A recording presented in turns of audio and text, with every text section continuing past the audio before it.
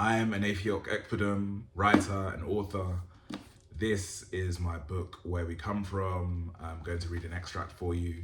It's from chapter 5, which is titled Middle England, and it's set in the West Midlands.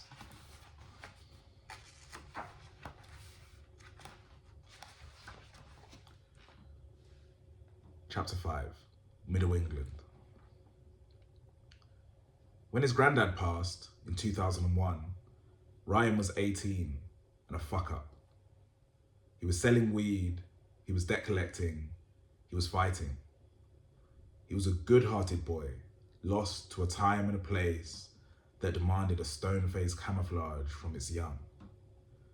This is Darlaston, a small town on the edges of Walsall, an old coal town, a steel town, a blitz survival story.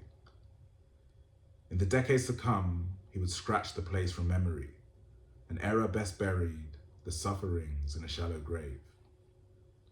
But it's the early millennium now, and he's 18, still here, where he's always been. He's living with his mum, his grandparents live in a house across the road. This is all that he knows.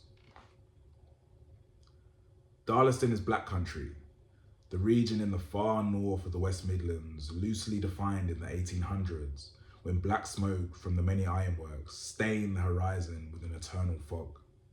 Here, as he was coming of age, among the ruins of these once booming industrial heartlands, towns like Darlaston were withering, smoke fading into dust, dust holding the ghosts of what once was.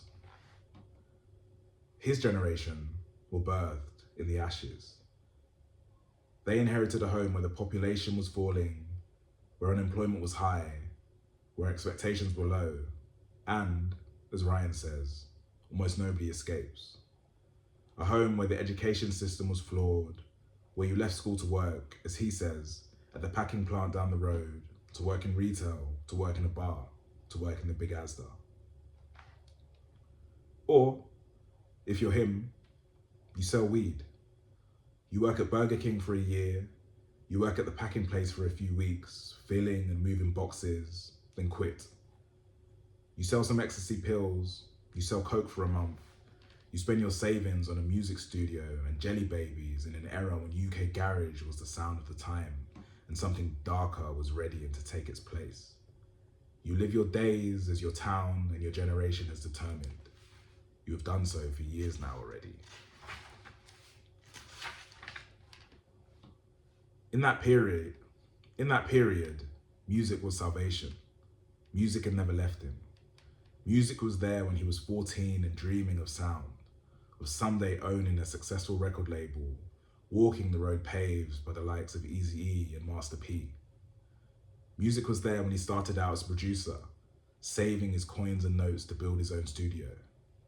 It was there when he first picked up a microphone to MC, and when it wasn't, like the early stint in the packing factory at 16, where they told him no headphones during shifts, he quit and found his way back to sound.